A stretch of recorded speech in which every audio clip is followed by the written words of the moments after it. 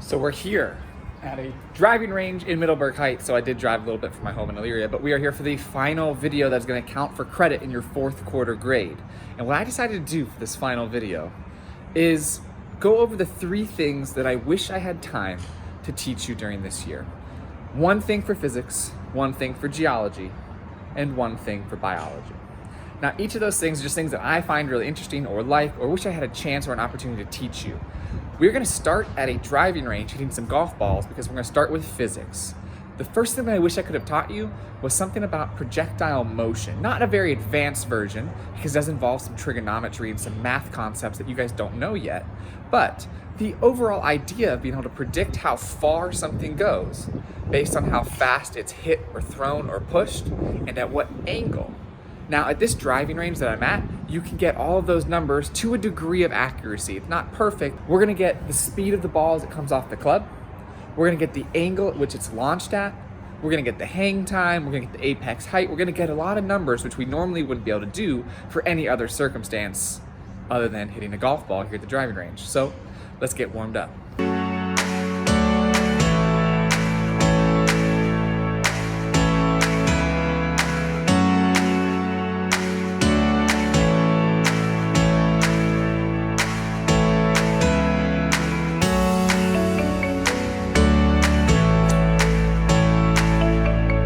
We are back from the driving range. It's time to analyze a few numbers. So I got the club that I hit the ball with. We chose one that was kind of right in the middle where I hit it pretty hard, it went a good distance, and it went relatively straight, so that's one of the best ones that we can use. We have here a little graph, and we want to go over the potential distance that the ball could have been hit using projectile motion equations.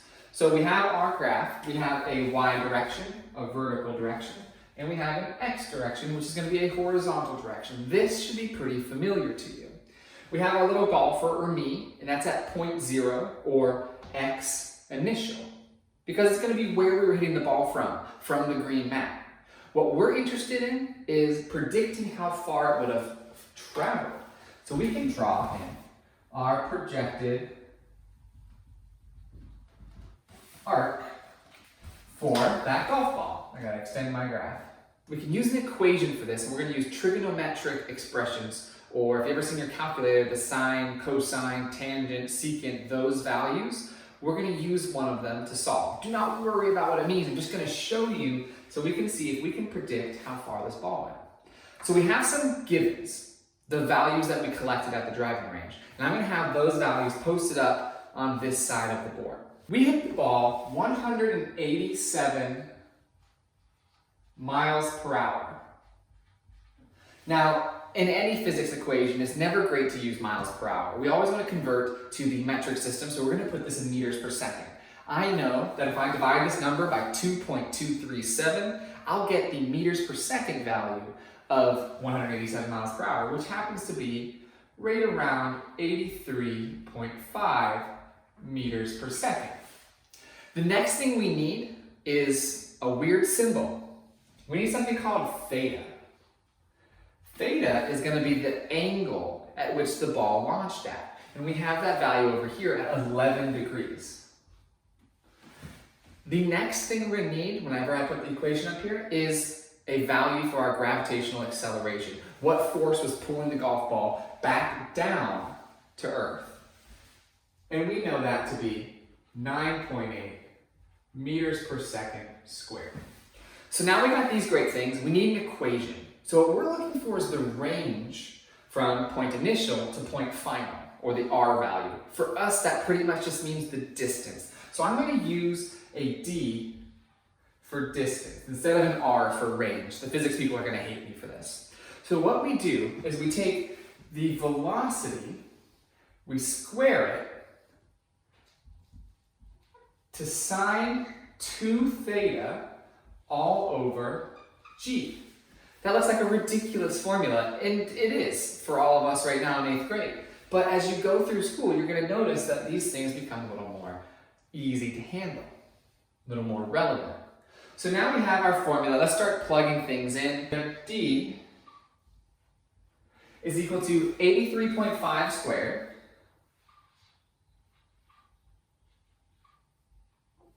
sine 2 theta is just 2 times our theta, so 22, all divided by 9.8 meters per second squared.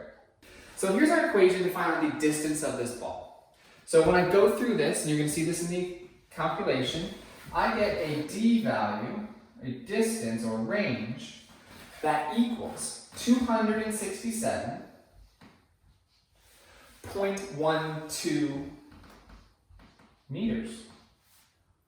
Well, golf is never done in meters, it's always done in yards. So we need to convert these meters to yards. To do that, we multiply by 1.094. So in yards, we will get 292.23. Back to our numbers over here. You can see that the ball didn't fly 292 yards. It flew 333 yards. What are the differences? There's a lot of things we were not taking into account when hitting a golf ball. And that is, this launch angle, it might not be the greatest launch angle, because what happens when you hit a golf ball is it spins so quickly. And we use the acronym RPM, or revolutions per minute. And a golf ball hit at 187 miles an hour with a driver club is sometimes around 2,000 plus RPMs. So that spin allows the ball to lift more, or turn more, or do anything else in the air. We also weren't taking into consideration any fluid friction or air resistance. We weren't taking into account temperature or rain or anything else that was happening today. This was just a pure calculation that the golf simulator was giving us. And it's not a perfect simulator, because perfect simulators are $20,000. But using our equation to solve for the projectile motion of this object as it travels at 187 miles an hour from x initial at an angle of 11 degrees, we could estimate, under no other concerning circumstances, that it would travel 292 yards in the air, after which it would maintain velocity and continue to roll. That's why over here on the left you see that there's a 333 yard carry, but there's another 30 yards of roll that happened after that. So that's a little brief intro of what you can do with projectile motion and what you can do in the future when we start deriving some equations using trigonometric expressions. The second thing that I wish I had enough time to teach you is all about an environmental impact issue. When I was going through all of the geology or environmental things that I could show you, I wanted to choose something that I wish I could have just debunked and had you a little bit more serious about as you furthered your careers in academics and into college and then getting your own jobs. And maybe this is a field that might interest you. I want to talk about sea level rise, and I don't want to get political, and I don't want to discuss greenhouse gases and global warming so much. I want to talk about the realistic facts that are happening with sea level rise. So what's happening since 1880, or when we were really measuring these things, and again, all of these stats that I'm going to pull are from the NOAA, or the National Oceanic Atmospheric Administration. So they're measuring since 1880 using meter stations and satellite imagery to watch sea level rise and watch ice caps or anything else melt. So what's happening is we're having a big problem with 3 things. 1, ice is melting at an alarming rate, 5 times the rate it was in the last 30 years. It's increased 5 times. So ice caps are melting, which is adding more water, more fluid water to the oceans. Well, the water's getting warmer, so if we're melting on the ice, the water is now getting warmer. So warm things, or anything that's hot, if I asked you what happens to the particles in something that's warm, you tell me that they expand or they get all crazily activated.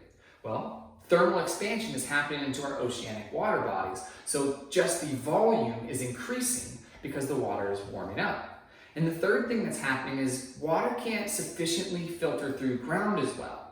A lot of our surface land is being covered by concretes, or our aquifers are being drained. This groundwater system of fresh water isn't encapsulating as much water as it used to. So where does that water go? Well, into the oceans. So we have those 3 things that are boosting the water level. A lot of that is drastically tied to emissions and global warming effects caused by humans. But again, I want to talk about numbers and where it might lead us in the next 100 years. So sea level rises at 0.14 inches per year. Now, it doesn't seem all that much. In fact, if I held 0.14 inches in front of you, it would look something like that. But what can happen is in the next 50 years, just at this rate, we could see almost 7 inches of sea level rise in our ocean. Well, what if we kept at the exact same pace and we did it for the next 100 years? Let's just predict by the end of the 21st century, what might we be? Well, we're looking at somewhere between 12 to 14 inches of sea level rise by the year 2100. Certainly, in all of your lifespan potentials, you could see this level. Now, that is if we stay at the exact same projected rates that we have over this time period I've been talking about. But what's happening is we're having a massive increase in population over the next several decades. We're going to have only increasing technologies, only increasing use of resources. I don't imagine that that global impact that we're putting off as a human factor is going to go down unless we make a massive change environmentally. So it's possible that this estimated figure of 12 to 14 inches is really going to be more on a more drastic scale. I'm going to post a few different still shots from the NOAA and show you some of the possibilities if we have really high usage of emission-based fossil fuels and vehicles, or if we are more online with what we are now, or if we are going to do better in the future. So the problem this causes is, sure, we get a little sea level rise, but more than 40% of the world population, almost half the people on planet Earth, beyond 3 billion people, are living within 100 kilometers of a coastline. And we've talked about all the reasons why people lived on coastlines, because it was rich in food, it was rich for trade, and it's a great place to be for a booming society. But if we have so much investment into these areas, and we're about to risk flooding them, not just the sea level rise, but the inundation factor for flooding has gone up like 900% in the last 15 or 20 years, meaning when it does storm really badly, floods are 900% more likely to cause damage in certain areas. The water is going to impact our civilizations. It's going to impact commerce, it's going to impact livelihoods, and especially infrastructure of buildings that are stuck in the ground. So it's possible that in the future, if you're really interested in environmental science, this is something that you could be tackling. How do we reduce this rate of 0.14 inches a year? It doesn't seem scary, but when you add it up over a lifetime or 2 lifetimes, it puts a serious risk to the United States and the world, economically and personally. So maybe that's something you could do. The third and final thing I wish I could have taught you this year, or more so exposed you to, was more of Earth's awesome wildlife. So growing up, I had always wanted to be a naturalist, or someone like Steve Irwin or Jeff Corwin or Coyote Peterson, someone who goes around the world promoting wildlife conservation by catching and releasing animals for educational purposes. And so I wish in our biology portion I had more opportunity to do that, because that's what I'm most interested in, that's what I have the most passion for. Here are a few uncut things that you have not seen yet.